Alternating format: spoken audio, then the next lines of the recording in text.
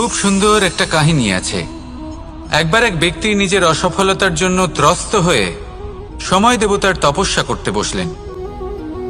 উনি তপস্যা করলেন এবং সময় দেবতা প্রসন্ন হলেন, মানুষের রূপ ধারণ করে ওনার সামনে প্রকট হলেন। এবার সেই ব্যক্তি ওনাকে জিজ্ঞেস করলেন যে কি এমন আছে যার জন্য আপনি বারবার জয়ী হন আর আমি চিরকাল পরাজিত হয়ে থাকি? কেন এত পরিশ্রম করা সত্ত্বেও আমি সাফল্য লাভ করতে পারি না?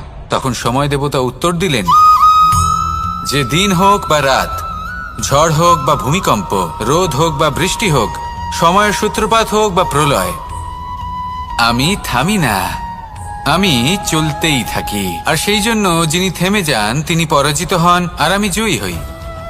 এটাই আমাদের শিখতে হবে। জীবনে সবসময় চলতে থাকুন, কখনো থামবেন না।